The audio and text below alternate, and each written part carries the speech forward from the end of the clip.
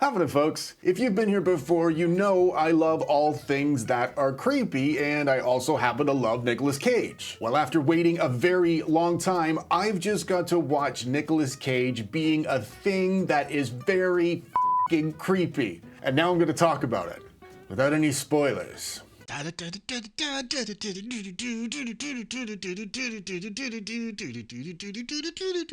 If you're new here, I'm Johnny, and I announced Longlegs right here on this channel back at the end of 2022, I think. And since then, Longlegs has grown legs of its own.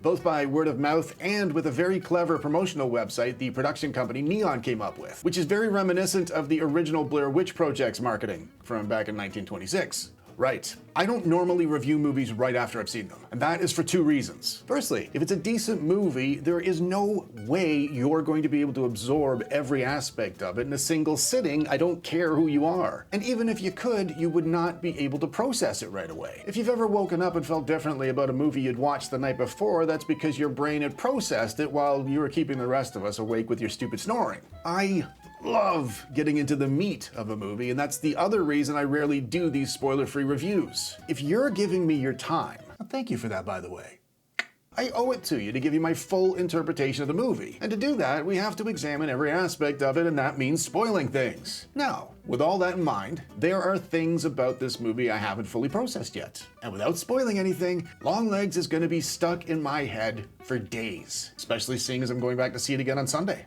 I love dread, and I love creepiness, and everything in this movie is designed specifically to keep you from settling into that big, comfy, flea-infested movie chair. If I'm in a theater watching a movie specifically to review it, I take shorthand notes as the movie's going along, and they act sort of like place markers to remind me of things that might have interested me or confused me. And I could not take notes during Longlegs. Every single time I looked down, I felt like I was gonna miss something. I don't recall any point in the movie I wasn't staring at the screen. I also can't remember any point I was relaxed, in the best way possible. I mean, the tone was present before the movie even started. No spoilers, no spoilers. I want to talk about this movie so bad. The movie opens with a memory or a flashback. It's in a child's perspective, and it's in the aesthetic of like a very old home movie, like this.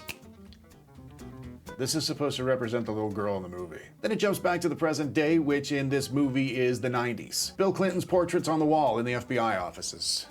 That's when we meet Micah's character, Lee Harker. She's brand new to the FBI, and in keeping with this spoiler-free bullshit, I'll just say she has a real knack for the work, and that knack lands her right in the middle of this movie's plot action. I'm just starting to realize a couple of things now. This movie reminded me of a much better time, not just for horror movies, but for serial killer movies specifically. When I say better times, it gave me very strong Seven vibes, and probably more accurately Silence of the Lambs, but only to lull us into a false sense of familiarity before director Oz Perkins veers the vehicle abruptly off the road and over the side of a cliff. In terms of visual aspects, it felt like everything was cranked up to the nth degree to keep that unsettled feeling on top of you the whole time. I didn't consciously notice this until about 20 minutes into the movie, but everyone and everything is smack dab in the middle of the frame, and that forces you to engage with the characters all the time in a really unnatural way. What am I talking about? Some directors have their characters over here while they're delivering dialogue. Some directors put their characters over here when they're delivering dialogue. But Oz Perkins has everybody in Longlegs right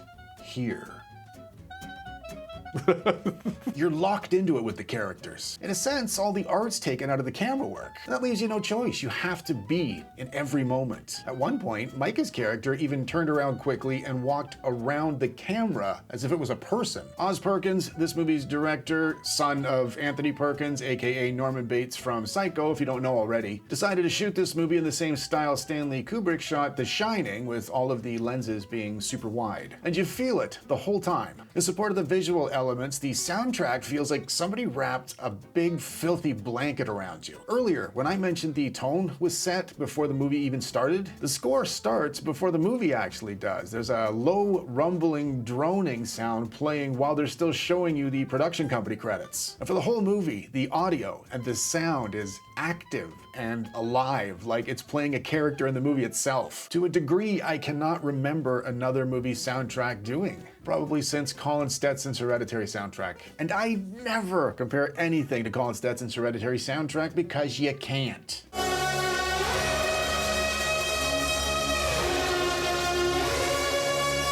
Now, for me, a serial killer movie, or a crime thriller, depending on who's doing the review, only has to get a few things right for me to like it. The first thing for me, our main character needs some depth and complexity. And by depth, I mean if you have them solving the movie's crime, do not make them flawless. We need to feel whatever stress they're feeling, and if they're perfect, we're not feeling anything in exchange for our $20. Going into Longlegs, I was on the fence about Micah Monroe as an actor. I thought she was brilliant in Watcher, which is a movie I didn't like, and I thought she was terrible in It Follows, which is a movie I really did like. At times she feels one-dimensional to me, like kind of flat. But Perkins was bang on casting her in this movie, because that flatness is perfect for this specific character. Now, she does have an obvious Clarice Starling Silence of the Lambs vibe, but not in any sort of distracting way. More in the similarities of their story goes as a rookie agent with lots of potential trying to track down a serial killer. Next on my list of requirements, the stakes need to be clear and obvious. And those stakes have to increase gradually as the story's progressing. It's pretty basic stuff. I don't say this lightly. Longlegs' pacing is perfect. The narrative felt non-stop without ever feeling hurried. And the stakes are clear. Failure means something terrible. It's simple, but don't get me wrong, there's a decent-sized cast and there's a lot going on plot-wise. At one point, Longlegs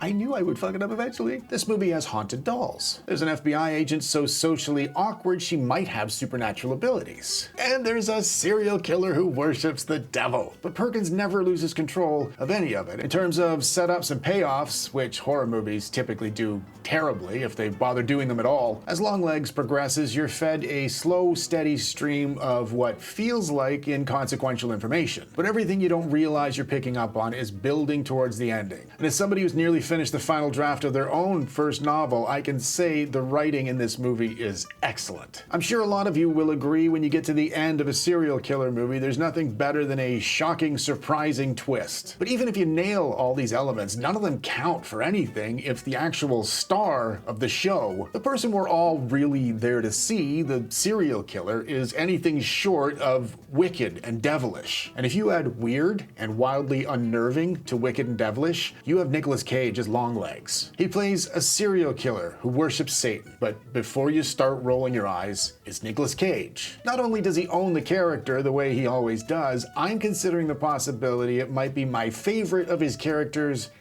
ever. And his acting nearly had me in tears with Leaving Las Vegas like 20 years ago. Every time he appears on screen, you feel uncomfortable and a little bit guarded because of the framing and his performance. Where was I? Right. After demonstrating her uncanny abilities, Lee Harker is brought in to help investigate a series of unsolved family murders. The same family murders you can read about and see photos of on the Longlegs website. I'll link the address down below and maybe up here as well if anybody's curious. The killings themselves are far from typical. The father usually deletes the rest of his family and then himself. The rest of the movie is filled with dates and cryptic messages and Zodiac-related things that all tie in together for a really dark, hard-hitting ending. Also, I want to make sure I haven't misled anybody with my Silence of the Lambs comparisons. This is not another procedural cop drama with Buffalo Bill. It really isn't. The second any of the cop vibes start settling in, Perkins reaches over and grabs the steering wheel again and off you go. Don't look at me like that. I have to come up with stupid metaphors so I don't spoil the story again. I'm trying to be spoiler-free. Support me. With all the shite movies we've had to watch so far in 2024, it was refreshing to feel like you're in the hands of not just a competent director, but one with a plan. I got that exact same sensation with one of Perkins' other films, The Black Coat's Daughter. That strong, definitive direction and voice is very present in Longlegs. I can't wait to break this movie down properly. I am going to eat it alive. If I had any complaints, and I'm still not sure about this, Perkins might have made a questionable decision in terms of conveying a piece of exposition to the audience, because it was exposition that I didn't need to hear, but that might just be me. How do I explain this without spoiling anything? I've said this before. One of the best things I can mumble to myself in a movie theater or from my own couch is, what the fuck was that? And all I'm gonna say is, Oh my. I spent a lot of this movie just blissfully basking in its weirdness because I love weirdness. And then just as I was thinking this is definitely my movie for 2024 so far, it got dangerously close to explaining all that weirdness away. But I don't think it did. Because I'm still sitting in the weirdness right now as I'm speaking to you. I'll know for sure after Sunday. Right, that is enough yammering. Overall, I think Oz Perkins did exactly what he set out to do with this movie. I hate cliches, especially when I'm talking about movies, but this is a brilliant, unique, chilling serial killer movie with an antagonist I'm going to be quoting at parties 10 years from now. I'm going to predict there's going to be a lot of discussion about this movie in the coming weeks because there is a lot of material there for you to interpret if you're so inclined. And on a final note, for whatever it's worth, this movie might be the one to give me the go-ahead to finally get my Nicolas Cage tattoo. On my left thigh, if you're curious, next to Frankenstein's monster in the empty space above the portrait of my mom. We'll see. Let me know if you end up catching Longlegs in the theater. I would highly recommend it as this is a serious piece of film. As always, thank you very much for hanging out, and until next time, folks. It's me, Johnny, from that video you just watched, although I'm sure you know who I am, right?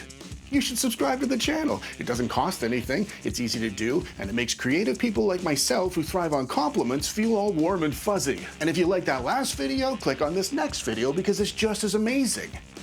Click on it.